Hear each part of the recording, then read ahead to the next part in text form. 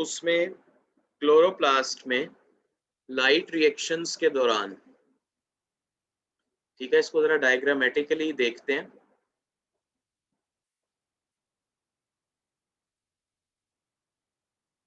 With in chloroplast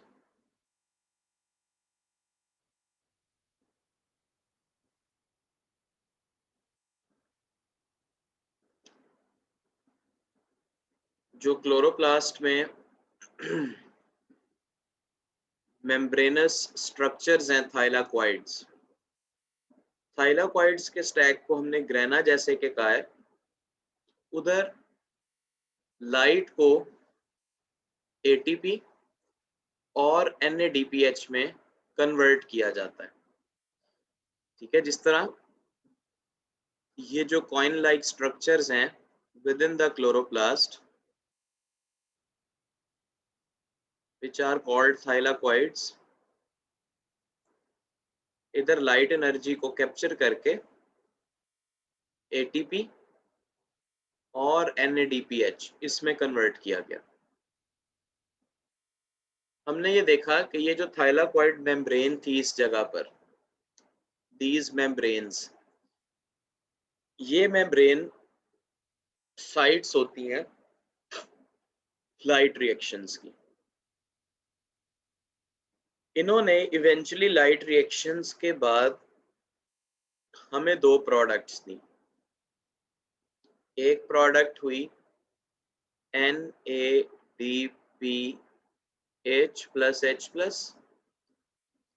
और दूसरी product हमें मिली energy in the form of ATP।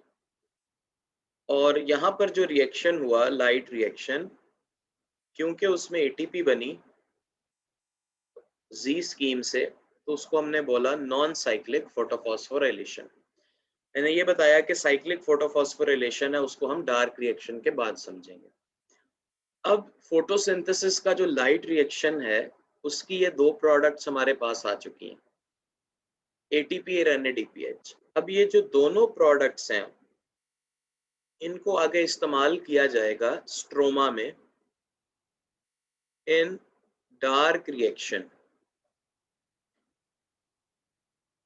चलिए यहाँ पर अब मुझे बताएं कि light reaction and dark reaction, ये नॉन साइक्लिक फ्लो है ना, तो नॉन साइक्लिक फ्लो होता है लाइट रिएक्शन में। मुझे ये बताइए कि लाइट और डार्क रिएक्शन में से सुबह के वक्त कौन सा होगा?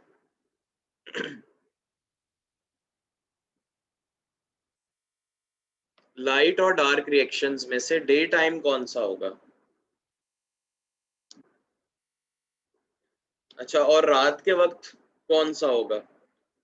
लाइट और डार्क रिएक्शंस में से रात के वक्त कौन सा होगा?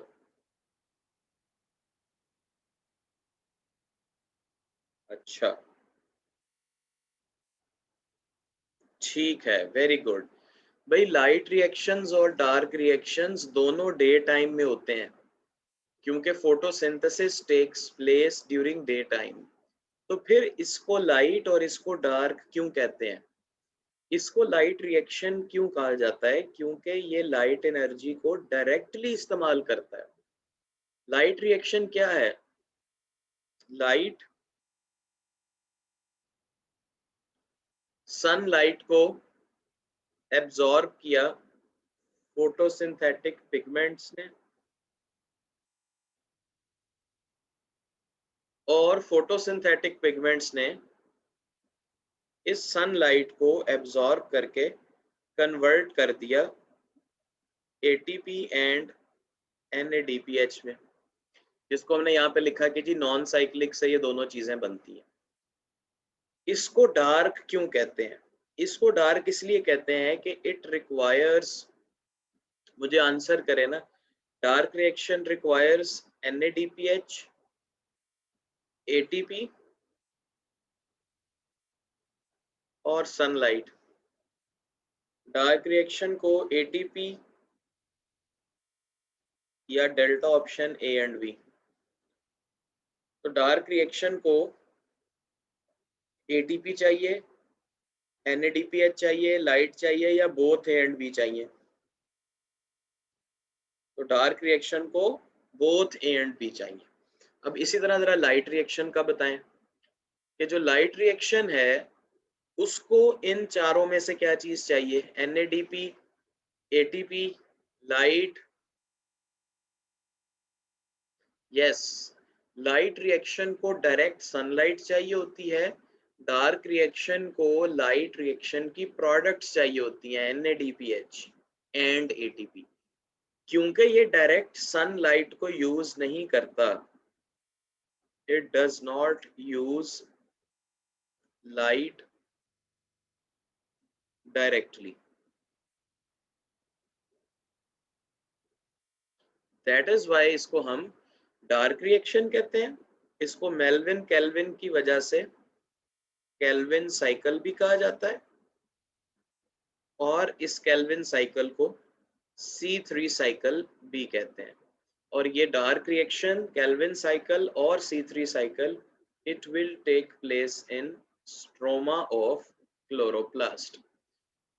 डार्क रिएक्शन के लिए sufficient amount of ATP required होगी and a sufficient amount of NADPH, इतनी जो कि इस रिएक्शन को आगे कंटिन्यू कर सकें। तो अब हम डार्क रिएक्शन जो कि स्ट्रोमा में होगा उसकी तरफ आ जाते हैं, उसको स्टडी करते हैं। डार्क रिएक्शन, केल्विन साइकिल और C3 साइकिल। ठीक है, हाँ जी, को वर्कर्स की वजह से इसको केल्विन बेंसन साइकिल भी कहते हैं, यू आर राइट। अच्छा जी, अब ये जो डार्क रिएक्शन है या केल्विन साइकिल है, इसके यहाँ पर हमने स्टेप बाय स्टेप इसको देखना है। इसमें कौन कौन से स्टेप्स या कौन कौन से प्रोसेसेस होते हैं। इसको C3 साइकिल भी कहा जाता है। ठीक है जी, हम ये पढ़ रहे हैं कि C3 पाथवे अभी पता लग जाता है कि हम इसे क्यों कहते हैं। ऑलराइट, अभी पता लग जाता है।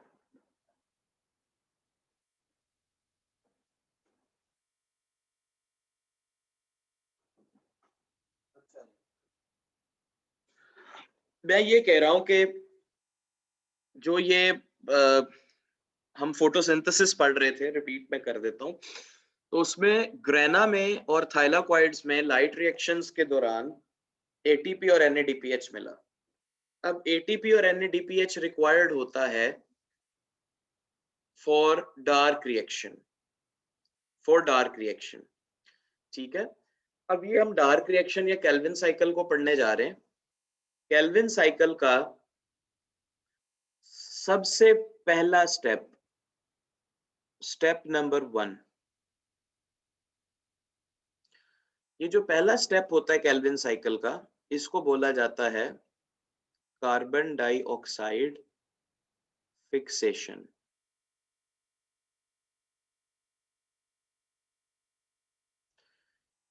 कार्बन डाइऑक्साइड फिक्सेशन में क्या होता है, इसको बैलेंस करने के लिए या बेहतर अंडरस्टैंडिंग के लिए 3 कार्बन डाइऑक्साइड से पढ़ा जाता है। 3 molecules of carbon dioxide, this is step number 1, CO2 fixation।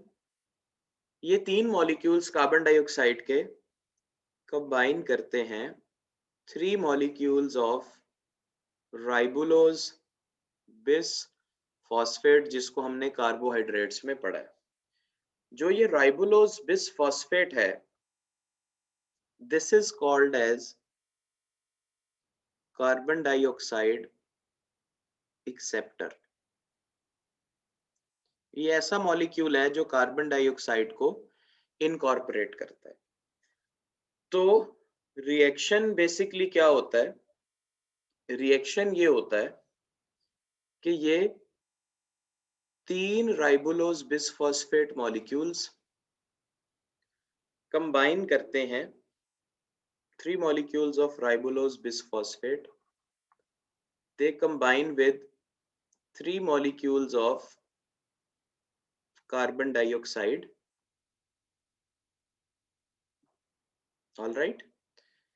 राइबोलोज bisphosphate जिसको हम कहा, ये स्टेप नंबर 1 है, ठीक है। स्टेप नंबर 1 इसको साथ साथ यहाँ पर भी मेंशन कर लेते हैं कि जो केल्विन साइकिल का स्टेप नंबर 1 होगा उसमें 3 मॉलिक्यूल्स ऑफ राइबोलोज बिसफॉस्फेट कंबाइन कर रहे होंगे 3 मॉलिक्यूल्स ऑफ कार्बन डाइऑक्साइड से। अब ये जो राइबोलोज बिसफॉस्फेट है, it is a 5 carbon sugar, 1 2 3 4 5 carbon sugar है और इसके कार्बन नंबर 1 और कार्बन नंबर 5 इन पे फॉस्फेट्स अटैच्ड है, ठीक है। तो it is a 5 carbon sugar जिसके कार्बन 1 और 5 पे फॉस्फेट अटैच है। जी, कीटो शुगर है, बिल्कुल ठीक कह रहे हैं। इसके साथ अब ये 5 कार्बन है तो इसके साथ एक कार्बन अब ऐड होगा इन the form of, this is carbon O2। तो ये अब फिलहाल मैं इस वक्त इस कार्बन की बात कर रहा हूँ, ये carbon, this is 6th carbon और ये 1 2 3 4 5 कार्बन है। इस रिएक्शन को एक एंजाइम कैटालाइज करता है। वो एंजाइम जो इस रिएक्शन को कैटालाइज करता है उसका नाम है राइबोलोज bisphosphate carboxylase, enzyme that catalyzes the incorporation of ribulose bisphosphate into carbon dioxide. This enzyme is Rubisco.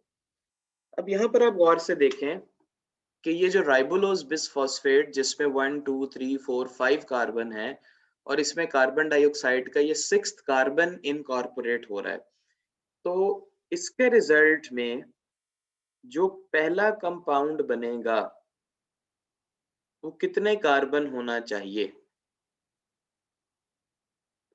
इसके रिजल्ट में जो पहला बनेगा वो कितने कार्बन होना चाहिए? 5 कार्बन राइबोलोज बिसफॉस्फेट है। जुनैरा बच्चे अपना कैमरा ऑफ करें। राइबोलोज बिसफॉस्फेट 5 कार्बन है और उसमें हम एक कार्बन डाइऑक्साइड ऐड कर रहे हैं, तो 5 जमा 1 6 हो गया। तो फर्स्ट जो सबसे पहला हमारे पास यहाँ पर बनेगा that will be 6 कार्बन। ये जो 6 कार्बन कंपाउंड बनेगा, first it is not stable, it is unstable.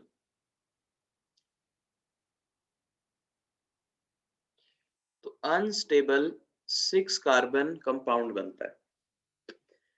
अब क्योंकि राइबोलोज बिसफॉस्फेट के ऐसे 3 मॉलिक्यूल्स हैं, कार्बन डाइऑक्साइड के भी ऐसे 3 मॉलिक्यूल्स हैं, तो उसके रिजल्ट में ये जो अनस्टेबल 6 कार्बन बन रहा है, ठीक है, इसको ध्यान से साथ साथ सुने। कार्बन डाइऑक्साइड भी 3 है, राइबोलोज बिसफॉस्फेट भी 3 है, अनस्टेबल 6 कार्बन मॉलिक्यूल बना। ये टोटल कितने बनेंगे अनस्टेबल 6 कार्बन? ये सोच के बताइए। 3 राइबोलोज बिसफॉस्फेट, 3 कार्बन डाइऑक्साइड, ऑलराइट, इसके रिजल्ट में बना 6 कार्बन अनस्टेबल। तो ये 6 कार्बन अनस्टेबल जो मॉलिक्यूल है ये टोटल कितने बनेंगे?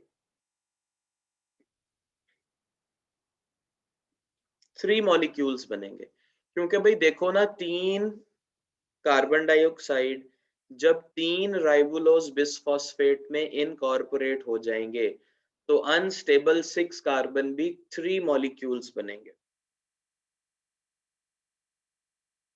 3 मॉलिक्यूल्स। देखो ना, 3 और 3 मिल रहे हैं, ये 5 वाला था 3, इसके अंदर एक एक कार्बन घुसा दिया तो ये 6 कार्बन वाला अब 3 बन गया। लेकिन क्योंकि ये अनस्टेबल है इसलिए ये फौरन स्प्लिट कर जाएगा, यानी कि हर एक 6 कार्बन वाला स्प्लिट कर जाएगा 3 कार्बन वाले स्टेबल इंटरमीडिएट्स में, जिनको बोला जाएगा 3 फॉस्फोग्लिसरेट, या फिर इसका दूसरा नाम होगा फॉस्फोग्लिसरिक एसिड। 3 फॉस्फोग्लिसरेट और फॉस्फोग्लिसरिक एसिड, ठीक है, ये इसका नाम होगा। अब सवाल ये है कि 6 कार्बन वाले 3 मॉलिक्यूल्स थे जो कि अब 2-2 में स्प्लिट हो रहे हैं। 6 कार्बन वाले 3 मॉलिक्यूल्स थे, एक 6 कार्बन वाला 3 कार्बन वाले 2 में स्प्लिट हो गया। तो माय क्वेश्चन इज कि 3 फॉस्फोग्लिसरेट टोटल कितने बनेंगे?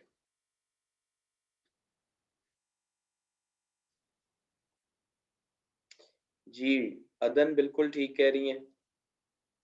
अगर 6 कार्बन वाला एक 3-3 कार्बन वाले 2 में स्प्लिट होता है, तो 6 कार्बन वाले 3 से टोटल 3 फॉस्फोग्लिसरेट के मॉलिक्यूल्स कितने बनेंगे इस साइकिल में?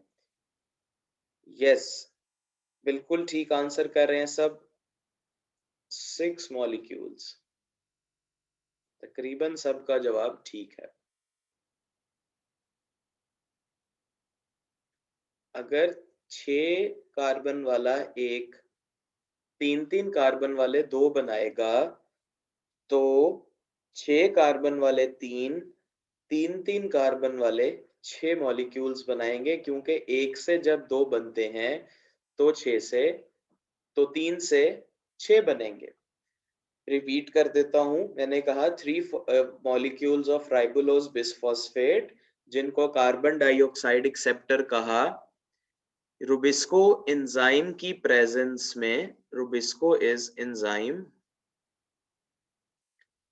इस एंजाइम ने कार्बन डाइऑक्साइड एक्सेप्टर को, राइबोलोज बिसफॉस्फेट को, राइबोलोज बिसफॉस्फेट को इनकॉर्पोरेट किया 3 कार्बन डाइऑक्साइड के साथ। जब 3 कार्बन डाइऑक्साइड के मॉलिक्यूल, यहां पर देखिए, इस 5 कार्बन में इनकॉर्पोरेट हो गए, स्क्रीन के इस तरफ देखिए जहां पर मैंने स्टेप नंबर 1 लिखा हुआ है, ये राइबोलोज बिसफॉस्फेट था।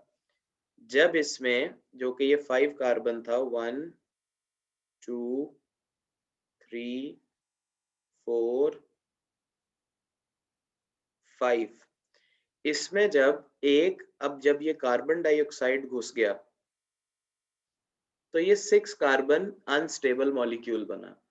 लेकिन क्योंकि राइबोलोज बिसफॉस्फेट टोटल 3 थे, 1 2 3 4 5, सेकेंड 1 1 2 3 4 5, थर्ड 1, और हर एक के अंदर एक एक कार्बन डाइऑक्साइड इनकॉर्पोरेट हो गया। जब एक एक कार्बन डाइऑक्साइड सब में इनकॉर्पोरेट हो गया, तो ये देखिए, ये हमारे पास 6 कार्बन अनस्टेबल 3 मॉलिक्यूल्स आए। उसके बाद ये फौरन यहां पर सेंटर से स्प्लिट हो गए। जब ये सेंटर से स्प्लिट हो गए तो काउंट करें, 3-3 वाले कितने बनेंगे? 1 2 3 4 5 एंड 6। यही बात मैंने बताई है कि 3 राइबोलोज बिसफॉस्फेट जब 3 कार्बन डाइऑक्साइड में इनकॉर्पोरेट होंगे, तो 6 कार्बन वाले 3 मॉलिक्यूल्स बन जाएंगे जो कि अनस्टेबल होंगे, अनस्टेबल। ये फौरन 3-3 वाले 2 में टूटेगा एक। जब एक 3-3 वाले 2 में टूटेगा, तो 3 मॉलिक्यूल्स कितने में टूटेंगे? Total of 6 molecules. तो अब ये बात समझ आ गई है कि टोटल 6 मॉलिक्यूल्स बनेंगे यहाँ पर। ठीक है, जो हमारा ये पहला स्टेप मुकम्मल हो गया, जिसको हमने नाम दिया कार्बन डाइऑक्साइड फिक्सेशन। क्योंकि यहाँ पर जो पहला स्टेबल मॉलिक्यूल बन रहा है, जो कि हमें नजर आ रहा है, जो पहला स्टेबल मॉलिक्यूल बन रहा है ये 3 कार्बन है। 3 फॉस्फोग्लिसरेट का मतलब है it is a 3 carbon molecule. क्योंकि ये 3 कार्बन है और ये पहला स्टेबल प्रोडक्ट है, दैट इज वाई इस डार्क रिएक्शन को पहले स्टेबल प्रोडक्ट की वजह से C3 रिएक्शन या C3 पाथवे भी कहा जाता है। Because of C3 pathway is named because of first stable product, that is 3-phosphoglycerate। अच्छा जी, ये पहला स्टेप मुकम्मल हो गया, तो अब केल्विन साइकिल का सेकंड स्टेप होगा, स्टेप नंबर 2। जो केल्विन साइकिल का सेकंड स्टेप है, it is called as reduction. आप याद करें, हमने फोटोसिंथेसिस की डेफिनेशन में भी ये बात पढ़ी थी कि energy poor compound, energy poor molecule जैसे कि carbon dioxide energy rich glucose में रिड्यूस हो जाएगा। तो ये वही स्टेप है जो हमने वहां पर पढ़ा था। Step number 2 is reduction. Reduction 2 steps में होगी। सबसे पहले ये जो 3-फॉस्फोग्लिसरेट है,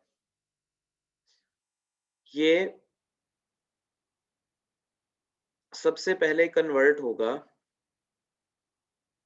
1,3-बिस फॉस्फोग्लिसरेट। ये जो 1,3-बिस फॉस्फोग्लिसरेट पहले स्टेप में बनेगा रिडक्शन के। अब आप यहां पर केयरफुली देखिए कि 3-फॉस्फोग्लिसरेट और 1,3-बिस फॉस्फोग्लिसरेट में किस चीज का फर्क है? What is the difference between 3-phosphoglycerate and 1,3-bis phosphoglycerate? क्या चीज ऐड होती लग रही है?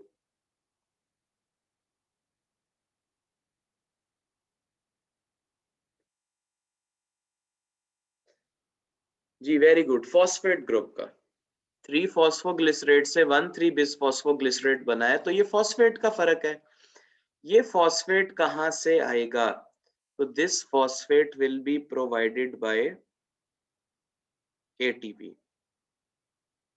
6 molecules of ATP will be required, जो कि यहाँ पर फॉस्फेट ऐड कर देंगे और खुद कन्वर्ट हो जाएंगे into 6 molecules of ATP।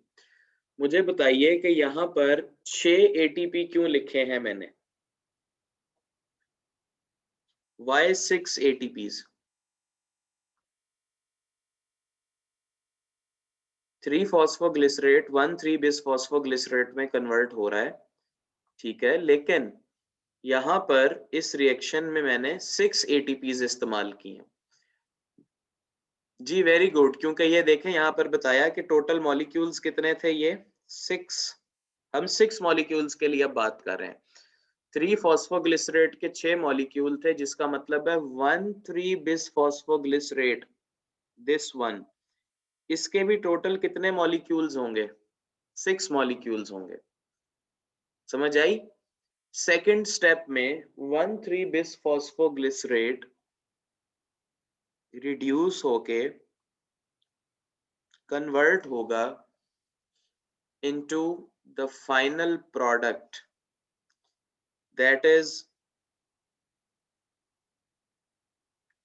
glyceraldehyde 3-phosphate, या फिर इसका दूसरा नाम होता है PGAL, फॉस्फोग्लिसरल्डिहाइड। तो ये G3P में कन्वर्ट हो गया।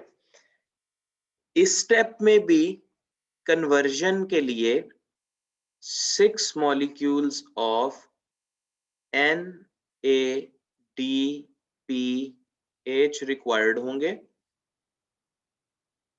जो कि इसको रिड्यूस करने के बाद 6 मॉलिक्यूल्स ऑफ NADP में कन्वर्ट हो जाएंगे। ऑल राइट, और इसके साथ साथ 6 मॉलिक्यूल्स ऑफ इनऑर्गेनिक फॉस्फेट भी रिलीज हो जाएंगे, क्योंकि यहाँ पर फॉस्फेट ऐड नहीं हुआ।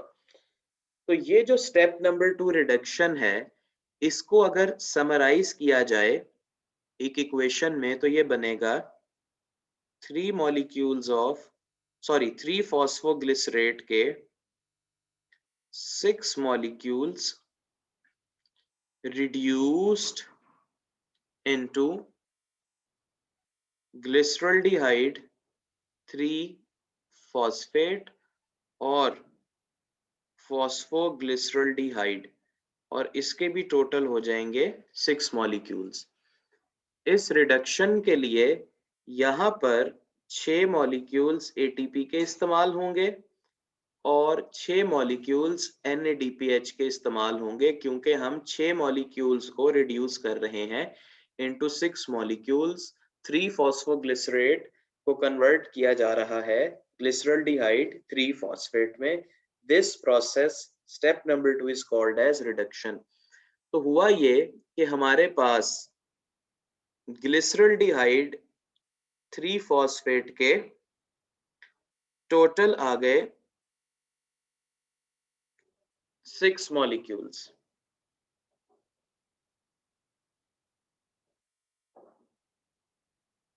Yes, नाजिया आप बिल्कुल ठीक कह रही हैं, because we are dealing with 6 molecules. तो ग्लिसरल्डिहाइड कैसा शुगर है? It is an aldo sugar, और ये जी बिल्कुल एरमिश ठीक कह रही हैं, और ये फॉस्फोराइलेटेड फॉर्म है। अब इसके बाद स्टेप नंबर 3 की तरफ चलते हैं। जो स्टेप नंबर 3 है of Calvin cycle, this step number 3 is called as regeneration step. इसमें रीजेनरेट किया जाएगा किस चीज को? तो regeneration of carbon dioxide acceptor. Third step is regeneration. इस रीजेनरेशन में भी स्टेप बाय स्टेप ही होगा।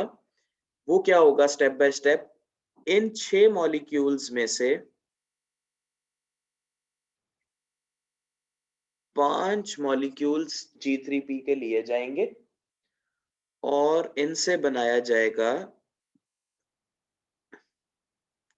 Ribulose phosphate.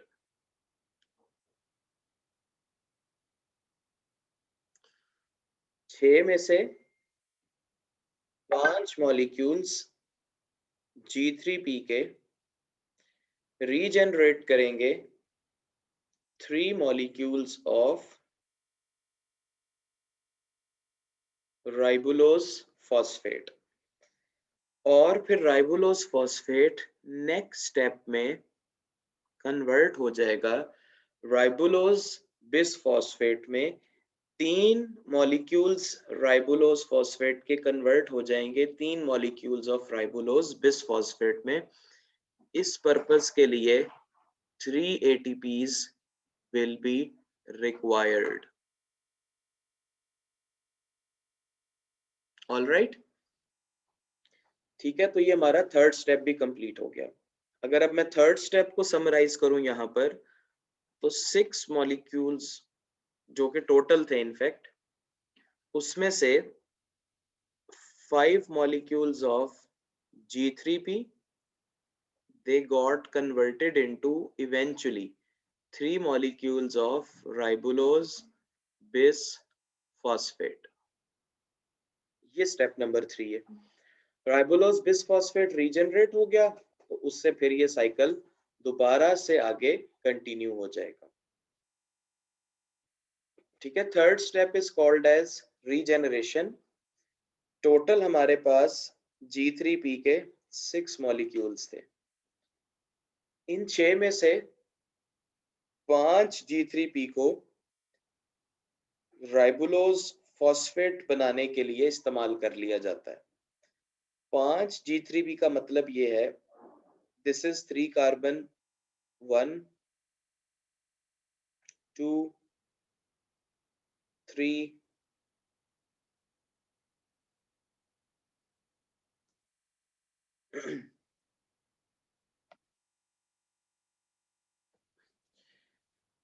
अच्छा जी, इसके बाद दिस इज G3P का मतलब है ये 4th one, this is 5th one.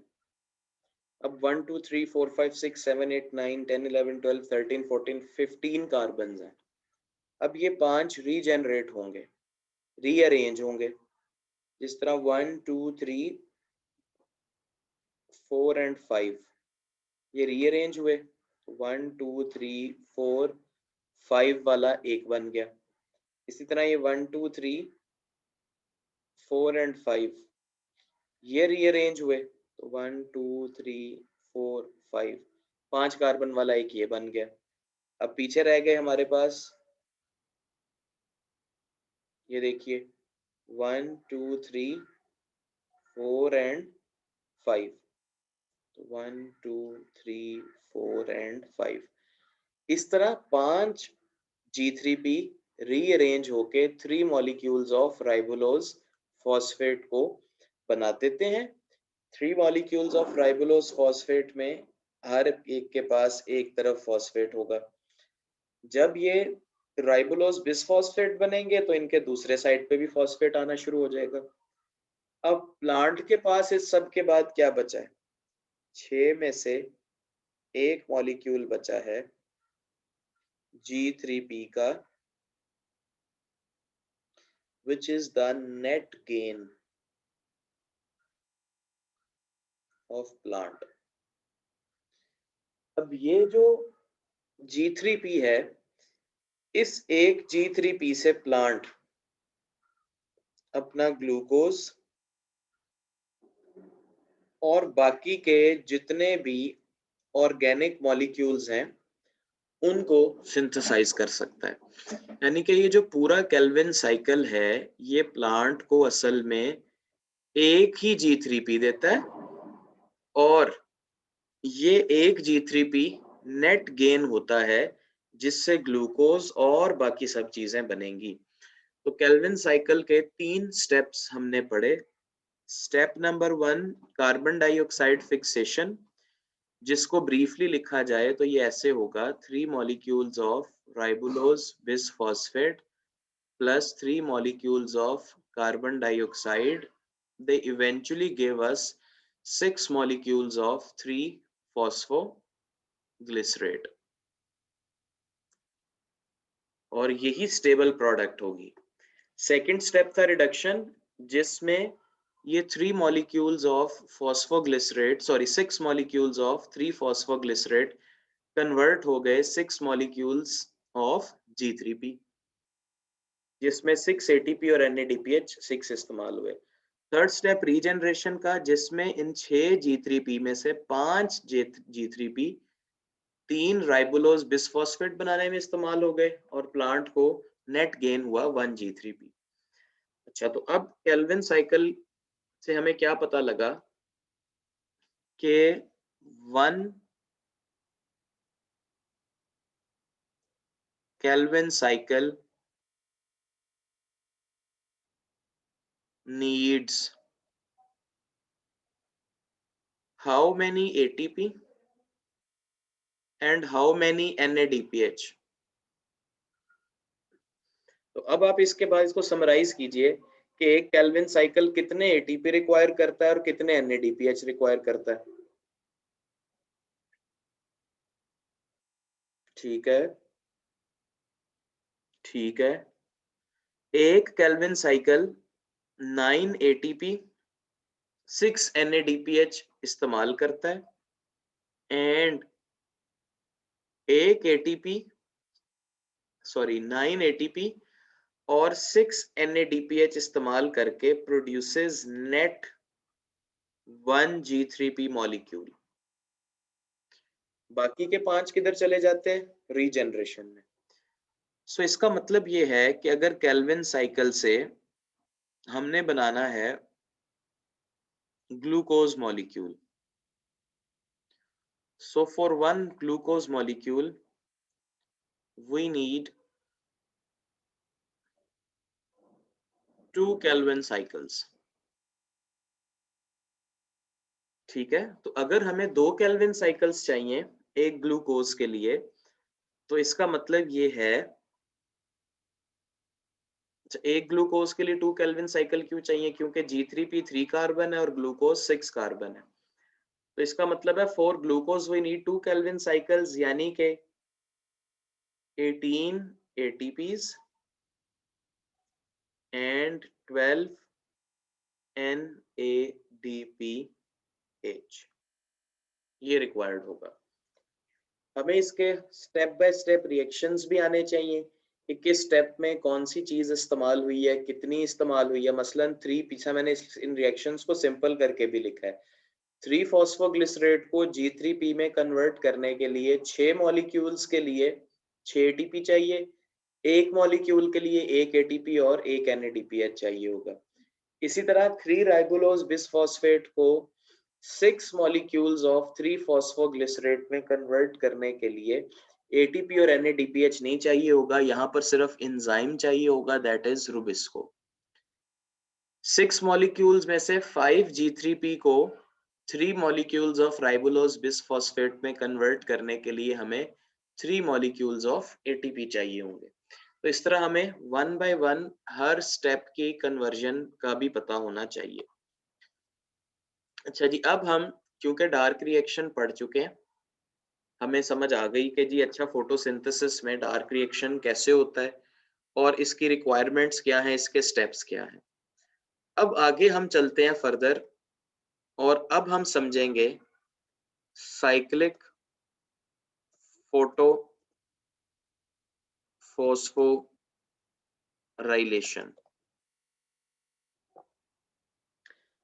Cyclic photophosphorylation को हमने समझना है कि भाई ये जो साइक्लिक इलेक्ट्रॉन फ्लो है या ये जो साइक्लिक वे में एटीपी की सिंथेसिस है, ये कैसे होती है। साइक्लिक फोटोफॉस्फोरिलेशन की कंडीशंस हैं। साइक्लिक फोटोफॉस्फोरिलेशन की सबसे मेन कंडीशन क्या है? What is the main requirement? तो cyclic photophosphorylation happens when chloroplast gets low on ATP।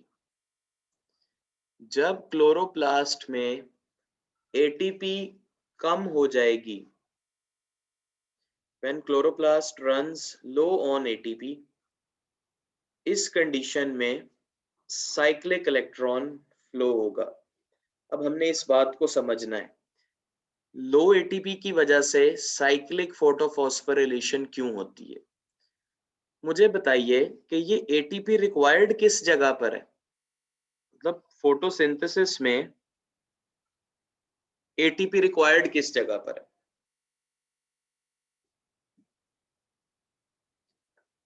Photosynthesis में एटीपी यस डार्क रिएक्शन में रिक्वायर्ड है। तो चलें डार्क रिएक्शन की तरफ चलते हैं वापस। डार्क रिएक्शन में एटीपी किस जगह पर चाहिए थी? यहां पर देखिए, डार्क रिएक्शन में एटीपी चाहिए थी 3 फॉस्फोग्लिसरेट को 1,3 में कन्वर्ट करने के लिए, और फिर जब 1,3 बिसफॉस्फोग्लिसरेट बनेगा तो NADPH रिक्वायर्ड होगी उसको G3P में कन्वर्ट करने के लिए। अब ये बात बड़े ध्यान से सुनिएगा, यही रीजन है साइक्लिक फोटोफॉस्फोरिलेशन की। साइक्लिक फोटोफॉस्फोरिलेशन को समझने के लिए मैं यहाँ पर क्विकली इसके साथ साइक्लिक फोटोफॉस्फोरिलेशन के बिल्कुल इस तरफ नॉन साइक्लिक जरा पाथवे बनाता हूं, तो आप याद सिंपल, उसकी सारी डिटेल्स नहीं, simple photo system 2, photo system 2 में क्या था, reaction centre chlorophyll a, primary electron acceptor, plastoquinone, cytochrome, plastocyanin, इसके बाद फिर नेक्स्ट था क्लोरोफिल ए, उसका प्राइमरी इलेक्ट्रॉन एक्सेप्टर फेरिडॉक्सिन, और उसके बाद था NADP रिडक्टेज, दिस एंजाइम।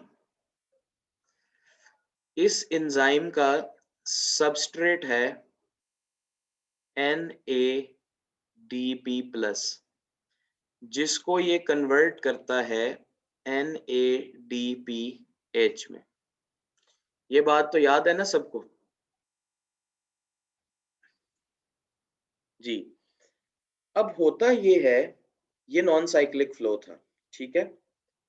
अब जब क्लोरोप्लास्ट में ATP कम होगी, तो मुझे जरा इस डार्क रिएक्शन में देख के बताएं कि कौन सा रिएक्शन स्टॉप हो जाएगा। जब क्लोरोप्लास्ट में ATP लो है तो किस रिएक्शन को रुक जाना चाहिए?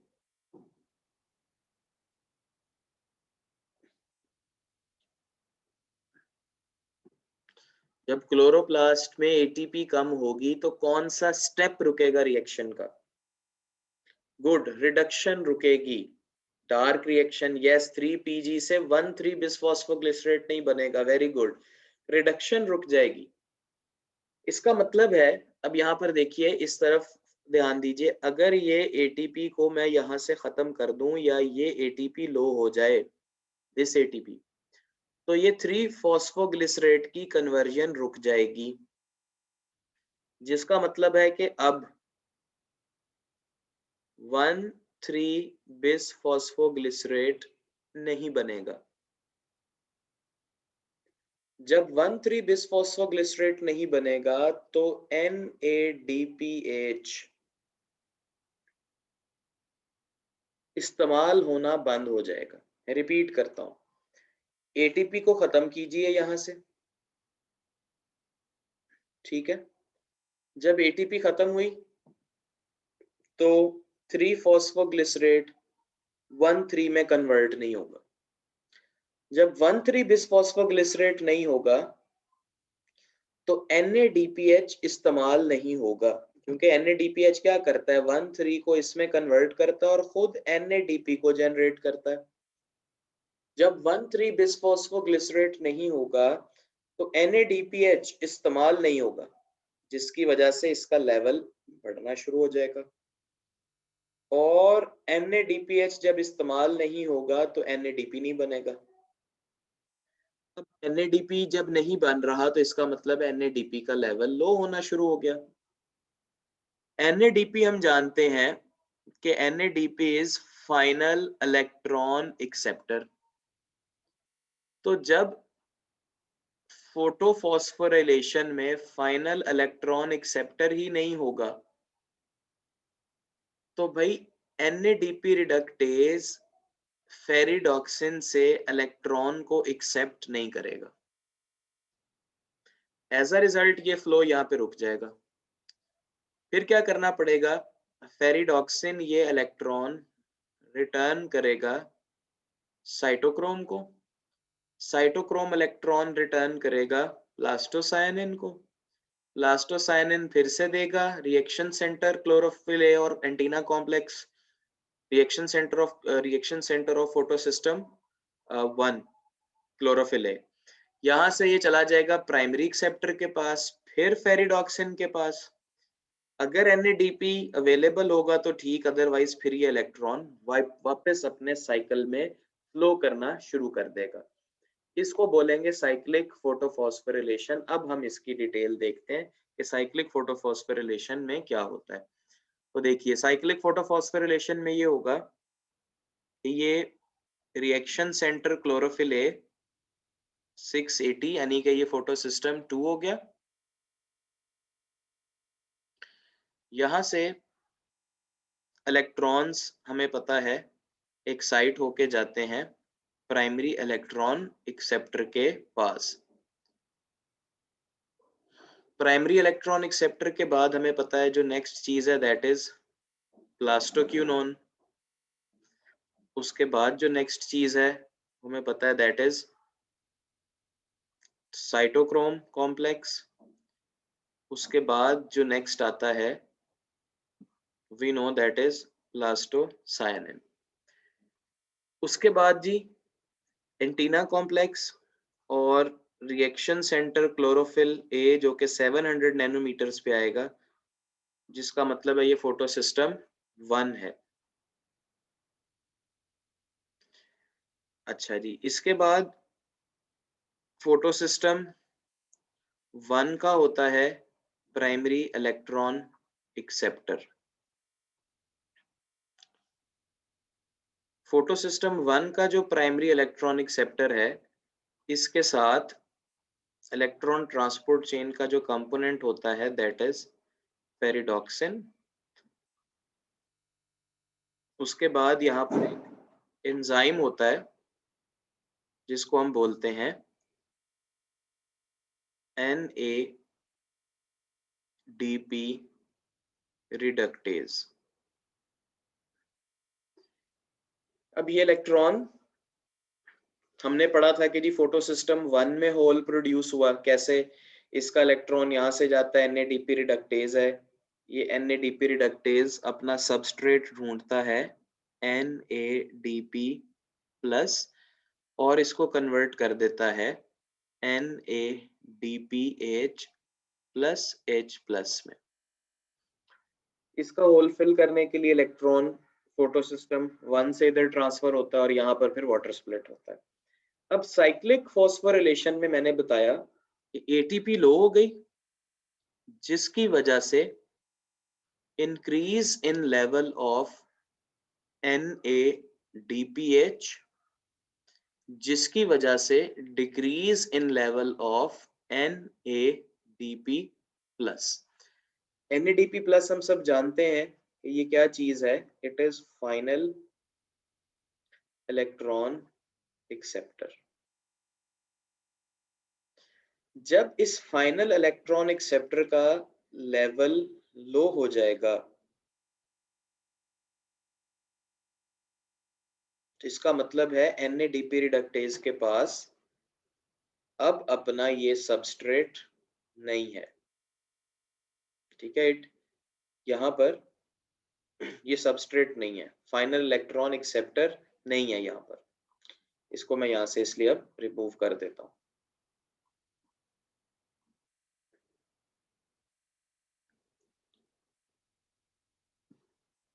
अच्छा जी, अब जब फाइनल इलेक्ट्रॉन एक्सेप्टर नहीं है तो इस NADP रिडक्टेज ने फेरिडॉक्सिन से इलेक्ट्रॉन को एक्सेप्ट नहीं करना। जब फेरिडॉक्सिन से इलेक्ट्रॉन एक्सेप्ट नहीं करेगा तो फेरिडॉक्सिन इस इलेक्ट्रॉन को सर्कल बैक करेगा, सॉरी रिटर्न कर रहा होगा इसको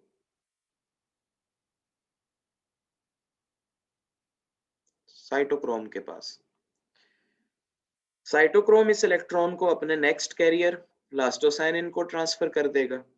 प्लास्टोसायनिन अगेन फोटो सिस्टम 1 को, फोटो सिस्टम 1 से ये फिर जाएगा प्राइमरी एक्सेप्टर के पास। प्राइमरी एक्सेप्टर इसको फिर देगा फेरिडॉक्सिन को। क्योंकि अभी तक ATP सफिशिएंट नहीं हुई तो ये इलेक्ट्रॉन साइकिल एक पाथवे में साइकिल बैक करता रहेगा, hence the name cyclic photophosphorylation. क्योंकि सेम इलेक्ट्रॉन ही साइकिल कर रहा है, इसलिए फोटो सिस्टम 1 में इस वक्त कोई इलेक्ट्रॉन होल प्रोड्यूस नहीं हो रहा।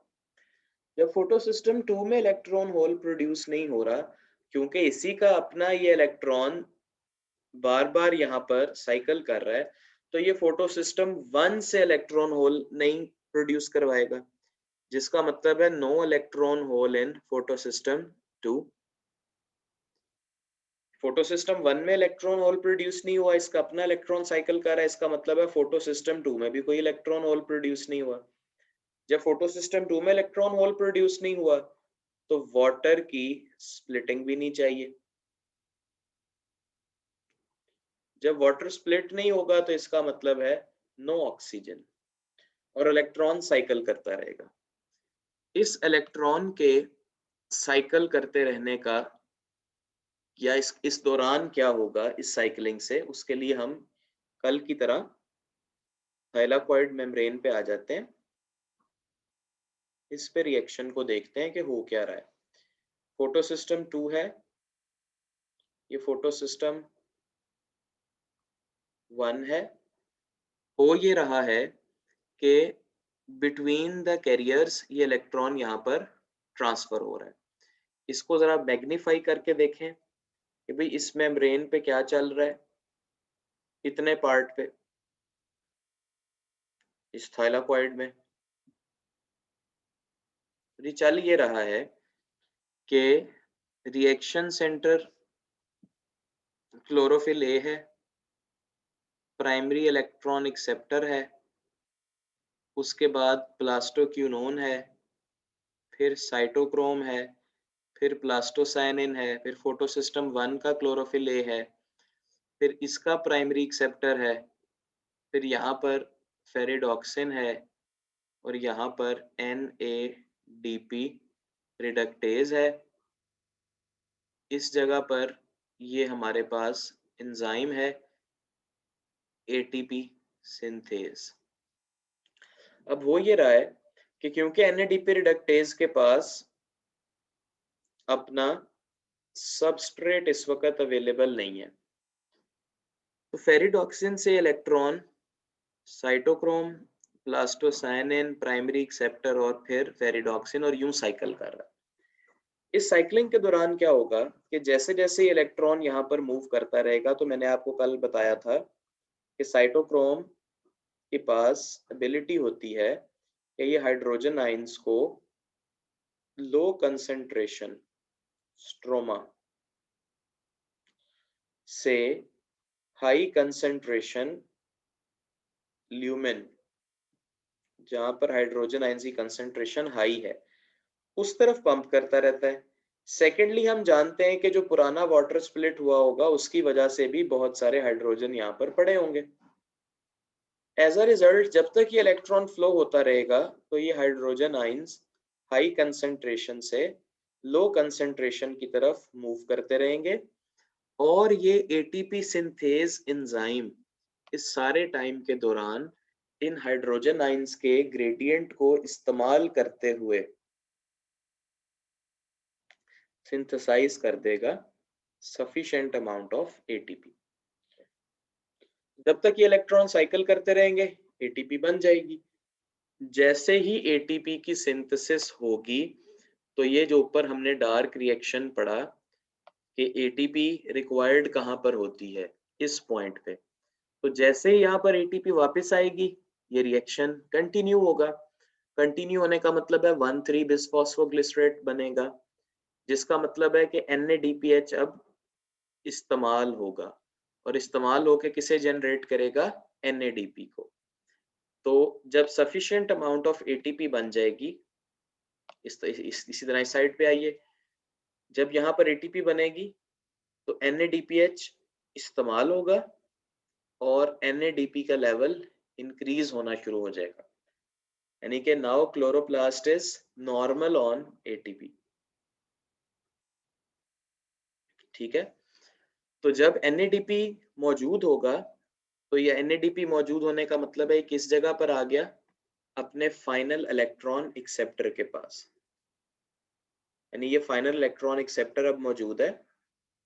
NADP रिडक्टेज को जैसे ही इसका सबस्ट्रेट मिला, इसने उसको कन्वर्ट करना शुरू कर दिया NADPH में। कैसे कन्वर्ट करेगा, फेरिडॉक्सिन से इलेक्ट्रॉन ले लेगा। जब ये फेरिडॉक्सिन से इलेक्ट्रॉन ले लेगा तो साइक्लिक फ्लो वापस शिफ्ट हो जाएगा नॉन साइक्लिक फोटोफॉस्फोराइलेशन में। तो हमारे पास अब ये देखें, दो इन प्रोसेसेस का अब कंपैरिजन करना आसान हो गया। एक तरफ आ गया नॉन साइक्लिक फोटोफॉस्फोराइलेशन, ठीक है, और दूसरी तरफ हमारे पास कंपैरिजन के लिए आ जाएगा साइक्लिक फोटोफॉस्फोराइलेशन। ठीक है, तो हम इन दोनों को कंपेयर कर लेते हैं।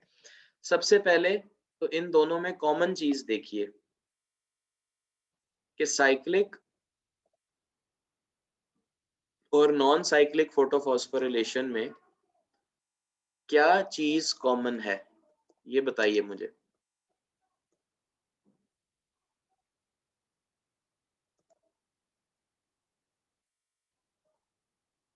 इन दोनों में कॉमन चीज कौन सी है?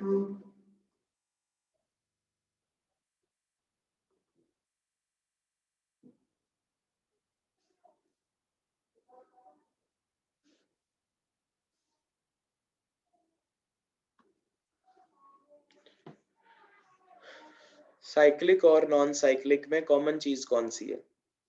Good, ATP synthesis, photo system 1, बिल्कुल ठीक है। यस, एटीपी किसे, यस, सबसे अच्छा आंसर अब्दुल रहमान का है कि इन दोनों में कॉमन है सिंथेसिस ऑफ एटीपी थ्रू कीमियोस्मोसिस। क्योंकि एटीपी सिंथेसिस का जो मैकेनिज्म मैंने कल आपको बताया था कि जी एटीपी सिंथेसिस का जो मैकेनिज्म है दैट इज कीमियोस्मोसिस। इनको हम कंपेयर कर लेते हैं, साइक्लिक और नॉन साइक्लिक फोटोफॉस्फोरिलेशन। सबसे पहले तो कॉमन वर्ड देखिए, दोनों के दरमियान आता है फोटोफॉस्फोरिलेशन। फोटोफॉस्फोरिलेशन का मतलब होता है synthesis of ATP in the presence of light. तो point number 1, ATP synthesis in the presence of light non cyclic में भी होती है, साइक्लिक में भी होती है।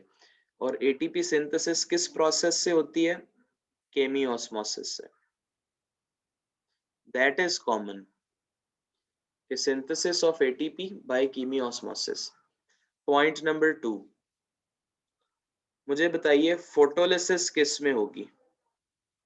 enzymatic splitting of water in the presence of light। Photolysis किस में होगी? जी गुड, नॉन साइक्लिक फोस्फोरिलेशन में फोटोलाइसिस होती है, साइक्लिक में नहीं होती।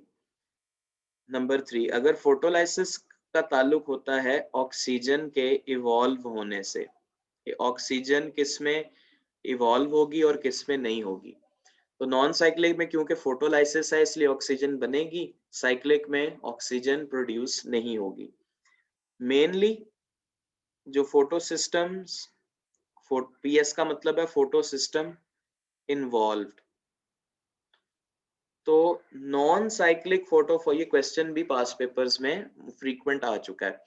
नॉन साइक्लिक में मुकम्मल तौर पे फोटो सिस्टम 2 और फोटो सिस्टम 1 इन्वॉल्व होते हैं, जबकि साइक्लिक में मुकम्मल तौर पे सिर्फ फोटो सिस्टम 1 ही इन्वॉल्व होता है। फोटो सिस्टम 2 मुकम्मल तौर पे इन्वॉल्व नहीं होता, पार्शली इन्वॉल्व होगा। अच्छा जी, इसके अलावा इन दोनों में से जो नॉन साइक्लिक प्रोसेस है it is a lengthy but normal process, जबकि जो साइक्लिक है it is a short process लेकिन takes place when ATP is low, होते दोनों डे टाइम में। और कोई इसके अलावा डिफरेंस?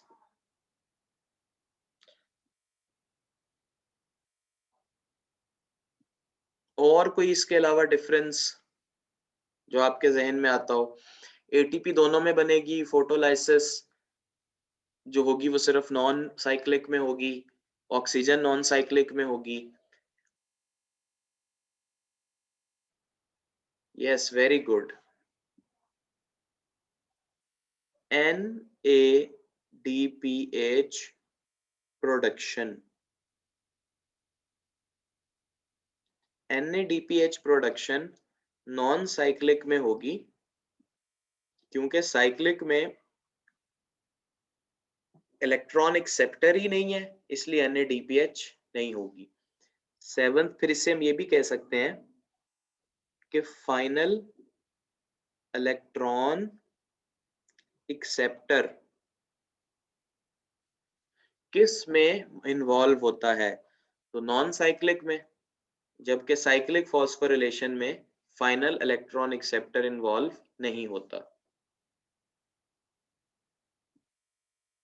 नॉन साइक्लिक में इलेक्ट्रॉन होल प्रोड्यूस नहीं होगा फोटो सिस्टम 1 में, जबकि साइक्लिक में इलेक्ट्रॉन होल प्रोड्यूस होता है दोनों में। ठीक है बच्चों, ये हमारा, इसको हमने समराइज भी कर दिया एंड पे।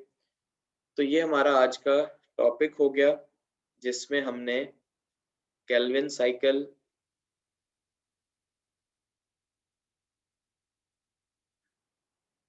डार्क रिएक्शन को पढ़ा, उसके 1 बाय 1 स्टेप्स को समझा, फिर उसके बाद हमने ये देखें साइक्लिक फॉस्फोरिलेशन को पढ़ा, उससे रिलेटेड कैलकुलेशंस की। ये अब आपका फोटोसिंथेसिस का, ये मलाइका तो ज़हरा, बेटा कैमरा ऑफ कर लो। ठीक है, अब आपको इसकी रिकॉर्डिंग भी मिल जाएगी।